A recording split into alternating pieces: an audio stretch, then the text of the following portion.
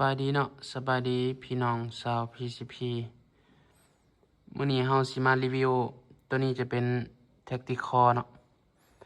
ตัวนี้จะเป็น Tactical เสริมแหลก24แหวนเนาะของลูกค้าทางดวงพระบางตัวนี้จัดเต็มสุดประกอบจะเป็นกล้องเวทฮันเตอร์เนาะเวทฮันเตอร์ระยะซูมแม่น 4-16 เนาะระยะซูมแม่น 4-16 หน้าเลนส์แม่น44เนาะตัวนี้แล้วก็ตัวนี้สามารถปรับหลาได้อยู่ข้างๆเนาะกล้องตัวนี้จะบ่มีไฟในเลนส์เนาะระบบกล้องก็ปรับนอกคือกันเนาะถอดออกแล้วก็ปรับเลยตัวนี้จะมีฝากระดกมาพร้อมเนาะพร้อมฝากระดกแบบนี้เลยแล้วเราจะเป็นเราโพลีกอนเนาะตัวนี้ยาว40เซนความยาวของเราหัน40เซนถังจะเป็นถังคาร์บอน 0.5 เนาะถังคาร์บอน 0.5 เก็บเสียงจะเป็นของยี่ห้อเกมเต็กเนาะเก็บเสียงเกมเต็กแล้วแหลกจะเป็นแหลก8แหวนแต่เปลี่ยนเสริมเป็น24แหวนเนาะตัวนี้เปลี่ยนเสริมเป็น24แหวนแล้ว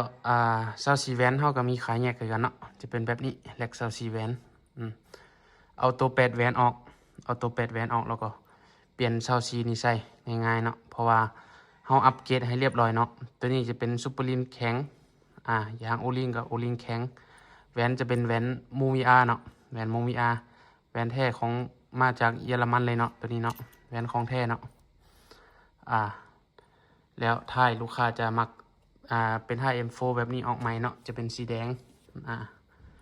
ตัวนี้จะเป็น Tactical 2025เนาะใหม่ล่าสุดถือว่าสุดนี้ได้ไปมันบ่ผิดหวังเนาะเฮารับประกันให้ลูกค้าเนาะยิงบ่ถึกยิงบ่เข้ากลุ่มนี่เฮาเปลี่ยนใหม่ให้เลยเนาะเปลี่ยนเหล้าเปลี่ยนแหลกให้ใหม่เนาะถือว่าบ่มีคำว่ายิงบ่ถึกเนาะสเปคนี้เนาะแล้วเฮาสิมาแนะนำคือตัวนี้จะเป็นแหลก16แหวนตัวนี้จะเป็นแหลกเข้าใหม่ทางห้านเฮาก็เอาเข้ามาคือกันเนาะจะเป็นแหลก16แหวนตัวนี้16แหวนมูมิอาคือกันเนาะ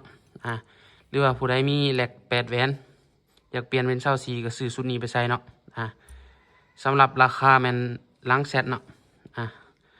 ราคาแม่นลูกค้าสนใจแม่นทักเซตได้เด้อเขาจะมีแอดมินตอบให้อยู่แล้วเขาจะมาแนะนำลูกตัวนี้จะเป็นลูกเข้ามาใหม่เนาะลูก FX ไอ้กันเนาะตัวนี้หารเขาจะดิวกับโรงงานเลยเนาะจะได้ราคาถึกเนี่ยเขาจะมารีวิวลูกให้เบิ่ง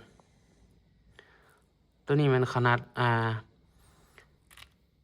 52เนาะตัวนี้52หรือว่า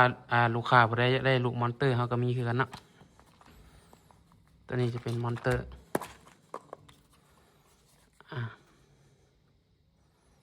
มอนสเตอร์เนาะอันนี้ก็เป็นลูกโรงงานคือกันเนาะนี่เป็นลูกโรงงานงามๆเลยเนาะสำหรับข้าพเจ้าใส่เองนี่ใส่มอนเตอร์เนาะมอนเตอร์คือว่ายิงกลุ่มดีเนาะปัจจุบันนี้มอนเตอร์นี่ถือว่าโอเคกว่ายี่ห้ออื่นนี่มอนเตอร์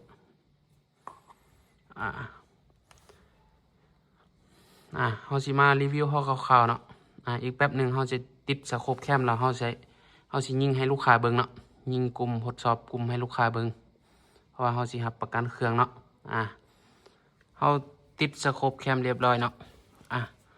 ตัวนี้จะเป็นสุดสโคปแคมเนาะหรือว่าลูกค้าผู้ใดสนใจตัวนี้เขาก็มีคือกันเนาะสุดติดถ่ายวิดีโอเนาะสำหรับ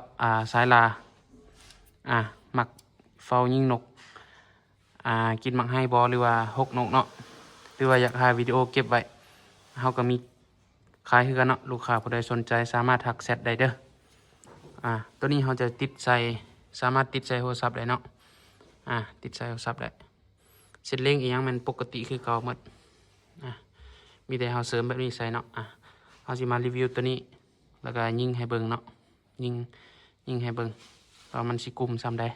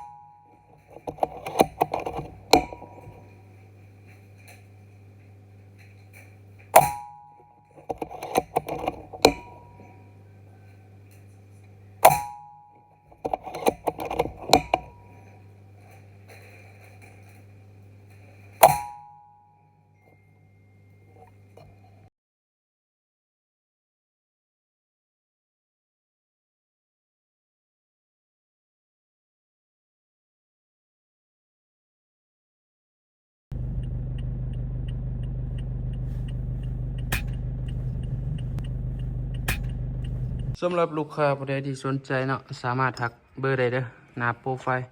98464155อ่านเฮามีบริการเก็บปลายทางเนาะสนใจทักได้เด้อ